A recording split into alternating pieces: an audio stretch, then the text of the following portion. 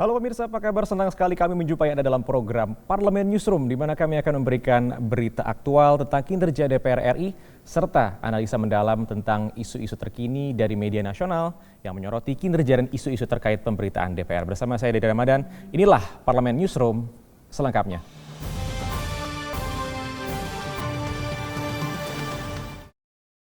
Baik pemirsa, kita awali Parlemen Newsroom dengan informasi yang pertama pemirsa, di mana Komisi 6 DPR RI meminta Kemendak awasi harga bahan pangan untuk tekan inflasi. Di mana Komisi 6 DPR RI mendesak Kementerian Perdagangan melakukan pemantauan dan juga memastikan harga-harga bahan pangan terkendali dengan pengawasan lapangan tentunya. Nah, selain memastikan kestabilan harga-harga, Kemendak juga diminta untuk memastikan ketersediaan bahan-bahan pangan aman agar dapat menekan terjadinya inflasi di Indonesia. Komisi 6 DPR RI mendesak Kementerian Perdagangan melakukan pemantauan dan memastikan harga bahan pangan terkendali dengan pengawasan lapangan. Selain kestabilan harga, Kemendak juga diminta pastikan ketersediaannya aman guna menekan terjadinya inflasi di Indonesia. Berdasarkan data Badan Pusat Statistik atau BPS sejak Juli 2022 lalu, beras menjadi penyumbang inflasi paling tinggi secara bobot dalam komoditas pangan. Inflasi sebesar 0,34% month to month pada Januari 2023 mayoritas disumbangkan oleh komoditas pangan. Menanggapi itu, anggota Komisi 6 DPR RI, Nevi Juwairina mengingatkan, pemerintah harus mampu mengatur ritme komoditas pangan agar suplai dan demand bisa tetap stabil. Selain itu, pemerintah perlu memastikan harga pangan tidak terus melonjak naik di pasaran. Berarti kan inflasi ya naik terusnya. Untuk itu, ya kenaikan harga yang terus terjadi di tengah masyarakat ini, Kementerian Perdagangan harus tampil di depan mengatasi masalah ini. Ya, tampilnya bagaimana? Rajin turun ke lapangan. Ya, lihat harga di lapangan tuh berapa. Dari menterinya, dari dinas provinsi, dinas kabupaten kotanya, ya kepala dinasnya turun. Ya, biar tahu harga di lapangan berapa. Memastikan tidak hanya memastikan harga terkendali, tapi juga ketersediaan supply dan demand itu secara akurat, ya, dan kita terjun ke lapangan. Lebih lanjut, Nevi menambahkan Kemendak perlu memperhatikan kualitas beras di lapangan. Jangan sampai ada oknum-oknum pedagang yang mengambil keuntungan dengan mengoplos beras Bulog dengan beras lain dan dijual dengan harga yang lebih tinggi. Halim dan Edo, TVR Parlemen melaporkan. Pemirsa, setelah melalui pembahasan Badan Legislasi DPR RI, akhirnya rancangan Undang-Undang Omnibus Kesehatan disepakati menjadi RUU Usul Inisiatif DPR RI. RUU Omnibus Kesehatan ini disetujui oleh Balik DPR RI setelah melakukan berbagai pembahasan bersama pemerintah hingga stakeholder di bidang kesehatan. Hal ini dilakukan guna menampung setiap masukan dan mengakomodir setiap aspek di bidang kesehatan. Dan selanjutnya, pada Selasa 7 Februari 2023 kemarin, melalui pengambilan keputusan di rapat pleno Balik DPR RI, RUU ini akhirnya disetujui untuk dibawa ke rapat paripurna DPR RI. Badan Legislasi DPR menyepakati draft rancangan Undang-Undang Omnibus Law Kesehatan menjadi usul inisiatif DPR. Wakil Ketua Balik DPR RI Ahmad Baidowi mengatakan, dalam proses pengambilan keputusan RUU Kesehatan menjadi usul inisiatif DPR, 8 fraksi menyetujui keputusan RUU Kesehatan menjadi usul inisiatif DPR, dan 1 fraksi menolak yakni PKS. Oleh karena itu, Balik memutuskan menyepakati RUU Kesehatan untuk disahkan menjadi RUU inisiatif DPR. Baidowi berharap RUU Kesehatan menjadi satu kitab hukum yang tidak tumpang tindih satu sama lain, sehingga RUU Kesehatan dapat menjadi satu undang-undang yang lengkap. Jadi mayoritas menyetujui untuk mengesahkan RUU Kesehatan ini menjadi usul inisiatif DPR. Ada 1 fraksi yang menolak, PKS, ya kita hargai, tetapi kan demokrasi kita adalah demokrasi suara terbanyak. Karena mayoritas fraksi menyetujui, maka RUU ini disahkan menjadi usul inisiatif DPR. Harapannya ini menjadi satu kitab hukum kesehatan yang tidak tumbang tindih satu sama lain, sehingga kita ketika bicara tentang kesehatan, satu undang-undangnya. Termasuk tadi ada keinginan kelompok-kelompok profesi, ada profesinya masing-masing, tidak jadi hanya satu tunggal gitu, tapi per profesi itu ada semua. Itu kan saya kira bagus gitu.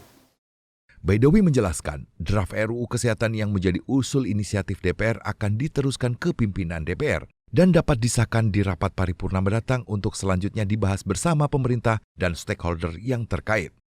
Arif Naka, TVR Parlemen melaporkan. Dan kita beralih ke informasi selanjutnya pemirsa. Saat ini publik tengah menantikan putusan terkait penentuan biaya penyelenggaraan ibadah haji tahun 2023. Setelah usulan dari pemerintah untuk menaikkan biaya penyelenggaraan ibadah haji tahun 2023 menjadi 69 juta rupiah menuai protes dari publik. Mendengar respon dari masyarakat tersebut, Komisi 8 DPR RI meminta pemerintah untuk mengkaji ulang serta mengevaluasi kembali usulan biaya haji tahun 2023 yang naik menjadi 69,1 juta rupiah karena dinilai memberatkan jamaah haji Indonesia. Belum lama ini Komisi 8 DPR RI meminta pemerintah mengkaji ulang serta mengevaluasi usulan biaya haji tahun 2023 yang naik menjadi 69,1 juta rupiah karena dinilai memberatkan jemaah haji Indonesia. Ketua Komisi 8 DPR RI Ashabul Kahfi menegaskan Panja BPIH DPR RI akan mendalami seluruh komponen biaya penyelenggaraan ibadah haji tahun 2023, mulai dari ongkos penerbangan, penginapan, hingga konsumsi para jemaah haji. Menurutnya, usulan kenaikan tersebut akan sangat memberatkan para calon jemaah haji, mengingat waktu pelunasannya sangat singkat dan masyarakat masih dalam masa pemulihan ekonomi. Badan Pengelola Keuangan Haji atau BPKH diharapkan mampu meningkatkan nilai manfaat dana haji, sehingga beban subsidi pemerintah terhadap jamaah haji juga bertambah. Jadi seperti tarif pesawat itu kan kita upayakan untuk diturunkan. Kemudian living cost, kemudian catering. Ya 3 komponen ini insya Allah kita akan sisir sedemikian rupa sehingga bisa menurunkan tarif dari 65 mungkin sampai di angka 50-an. Sehingga tidak terlalu memberatkan jemaah. Jadi prinsipnya begini, angka 69 itu sangat memberatkan jemaah. Apalagi dengan masa pelunasan yang relatif singkat, cuma 1 bulan, ya, di samping memang berat, yang kedua waktunya yang sangat mepet. Panitia Kerja BPIH DPR RI juga akan meninjau langsung kesiapan penyelenggaraan ibadah haji ke Arab Saudi untuk menghadirkan pembiayaan ibadah haji yang berkeadilan. Tim Liputan, TVR Parlemen, melaporkan. Baik pemirsa, selanjutnya kami akan mengajak Anda untuk membahas secara mendalam terkait kasus yang menjadi perbincangan di media nasional. Informasi selengkapnya akan kami hadirkan sesaat lagi.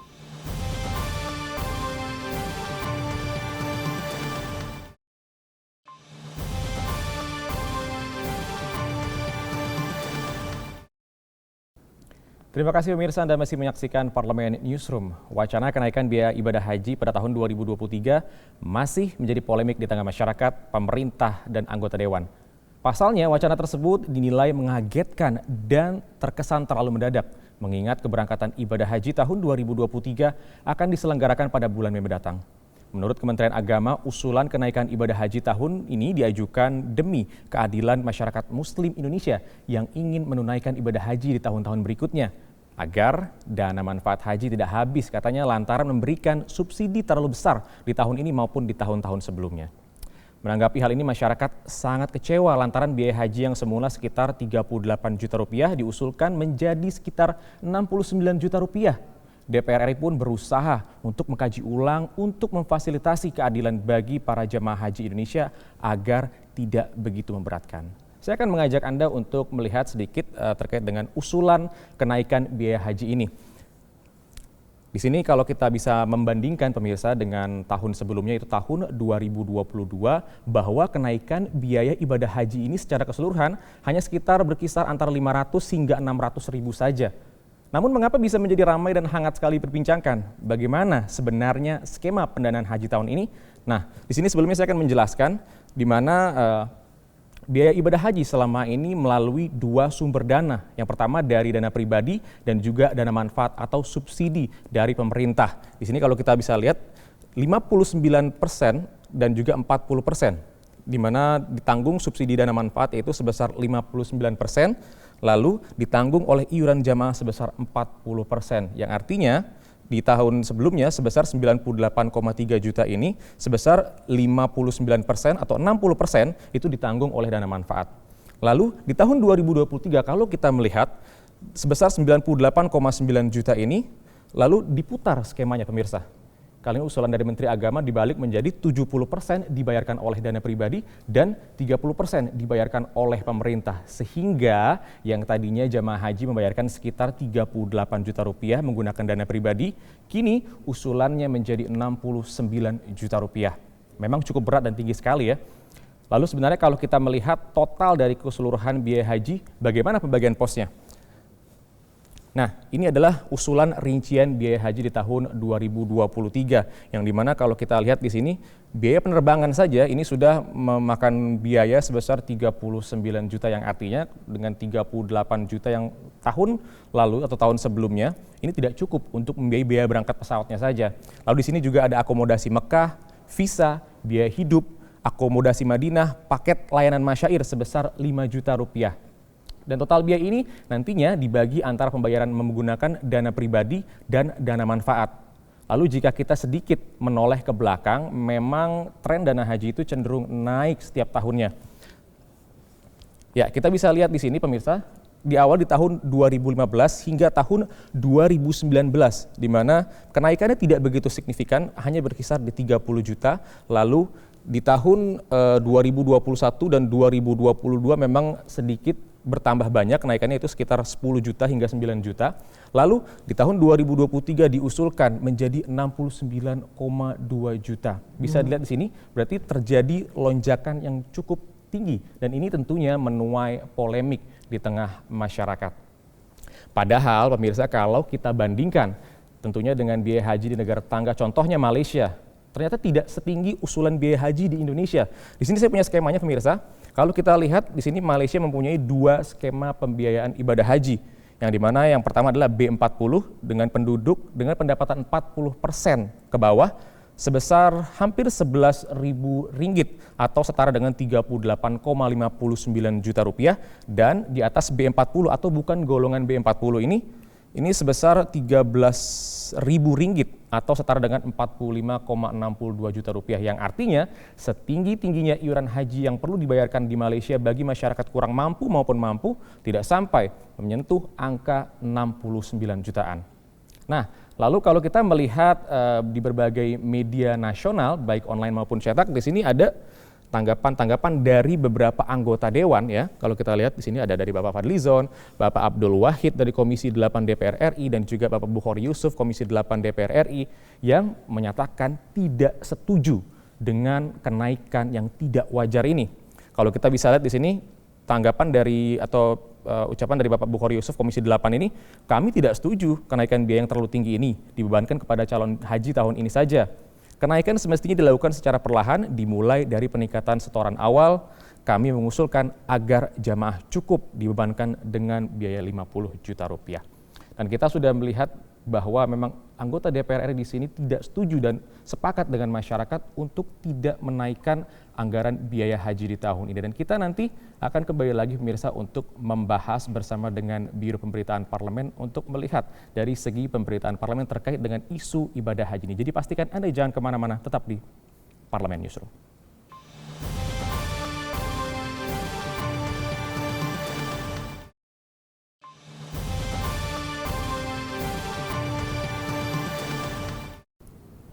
Ya, terima kasih pemirsa, Anda masih menyaksikan Parlemen Newsroom bersama saya Dede Ramadan. Dan seperti di segmen sebelumnya tadi kami sudah janjikan kepada Anda bahwa kami akan mengundang salah satu narasumber untuk berdiskusi terkait dengan isu terkini yaitu pembahasan biaya ibadah haji.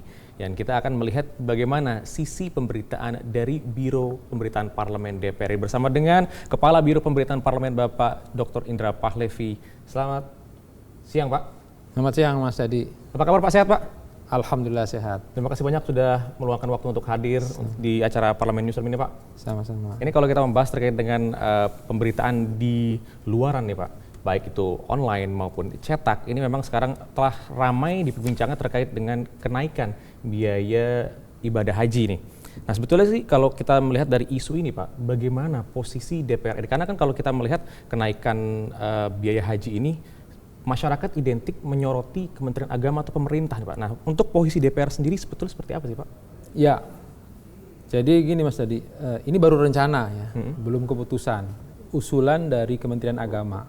Dan tugas DPR, ya, salah satunya adalah melalui fungsi pengawasannya adalah melakukan pembicaraan dengan Kementerian Agama untuk membahas usulan tersebut. Ya. Kita ingat tahun lalu juga DPR itu sejatinya berusaha, berjuang dan berhasil untuk tidak menaikkan biaya ibadah haji. Dan saat ini ketika ada usulan itu, DPR pun tetap untuk memberikan pertimbangan dan mencari solusi yang terbaik. Saat ini sudah dibentuk oleh Komisi 8 Panja Haji dan sudah bekerja hampir setiap hari mengundang para stakeholders ya untuk membahas terkait dengan usulan kenaikan biaya tersebut. Ya. Jadi nanti kita akan tunggu hasilnya. Ya. Sampai hari ini masih dicari formula agar perimbangan komponen dari dana manfaat serta dari dana pribadi ibadah calon jemaah haji itu bisa balance, dan kalaupun ada kenaikan tentu diharapkan tidak sebesar yang diusulkan oleh pemerintah. Baik, berarti memang dari Komisi 8 dan juga ini Panja Haji ini tengah mengupayakan aspirasi masyarakat untuk setidaknya bisa mencari solusi dari mana usulan pemerintah ini untuk menaikkan biaya ibadah haji nih Pak ya. Nah ini untuk pemberitaan sendiri Pak, kalau pemberitaan dari Biro Pemberitaan Parlemen sendiri, posisi media pemberitaan parlemen itu seperti apa Pak terkait dengan pemberitaan isu kenaikan biaya haji ini Pak? Ya tentu sesuai dengan tugas kita di Biro Pemberitaan menyampaikan informasi kepada masyarakat terkait apa yang dilakukan oleh DPR. Dalam konteks ini adalah apa yang dilakukan oleh Komisi 8 ya, tentang adanya usulan itu. Di Biro Pemberitaan ada juga secara rutin kita melakukan analisis isu ya terhadap beberapa hal, dan salah satunya adalah tentang ibadah haji ini. Seperti kita bisa lihat ya di semua platform yang dimiliki oleh Biro Pemberitaan, baik di TV Parlemen, di media online, DPR Go ID websitenya, lalu juga di media sosial, kita selalu menyampaikan berita-berita terkini perkembangan pembahasan di Komisi 8 terkait dengan usulan kenaikan biaya ibadah haji tahun ini. Ya. Bisa kita lihat mungkin nanti sama-sama kalau teman-teman bisa melihat di misalnya di dpr.go.id ya, itu ada beberapa pemberitaan, termasuk juga di media-media eksternal yang secara umum mereka terutama media online itu mengutip sumbernya dari sumber DPR RI atau dari Biro Pemberitaan DPR RI. Artinya apa? Kita karena memiliki akses langsung dengan proses-proses tersebut harus menjadi yang pertama memberitakan hasil pembicaraan atau pembahasan terkait dengan apa yang kita diskusikan di masyarakat. Berarti itu salah satu eksklusivitas dari Biro Pemberitaan Pak ya? Betul untuk sekali. Bisa memberitakan kinerja DPR RI keluar ya? Ya.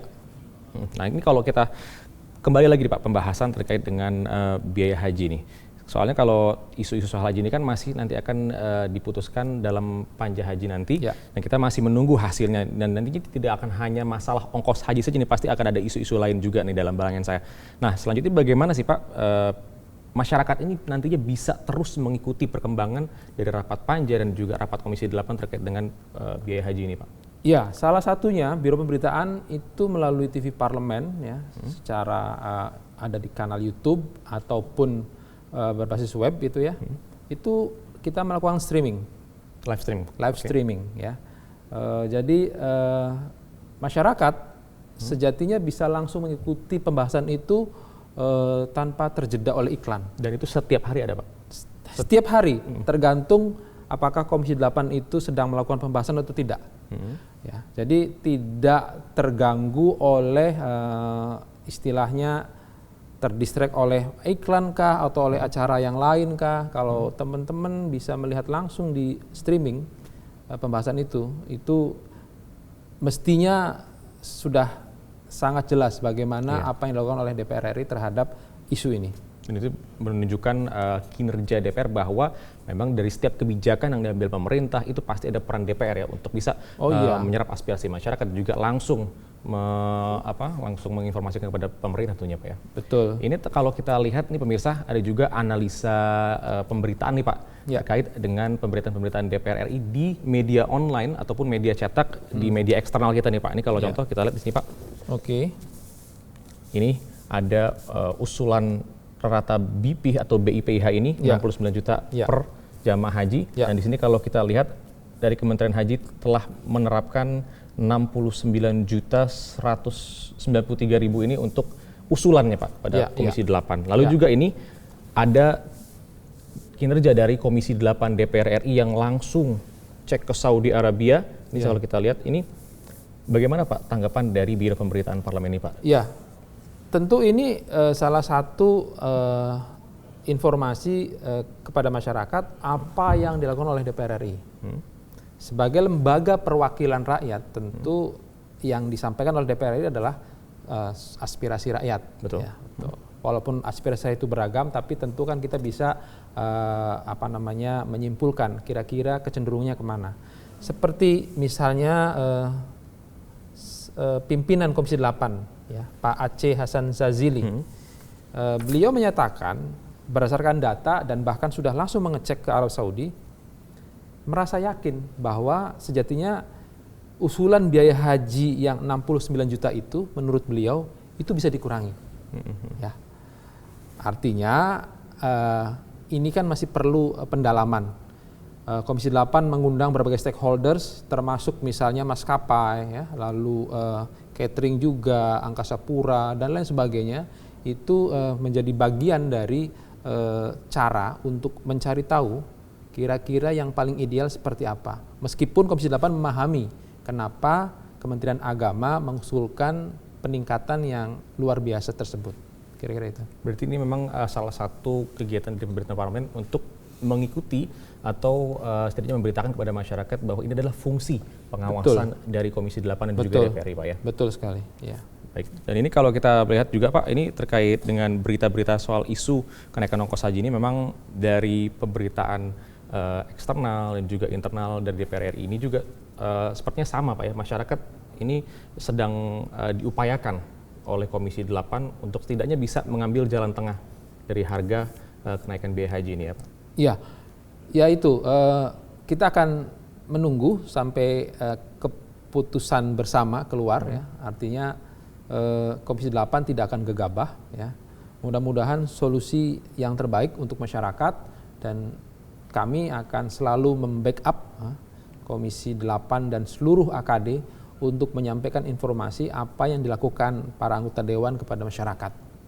Ya, kira-kira melalui platform, kita punya televisi dan radio parlemen, ya, lalu punya media online yaitu dpr.go.id, lalu punya akun media sosial, baik yang dimiliki akun resmi DPR, di Facebook, di YouTube, di IG, di Twitter, di TikTok, serta juga akun medsos di TV Parlemen.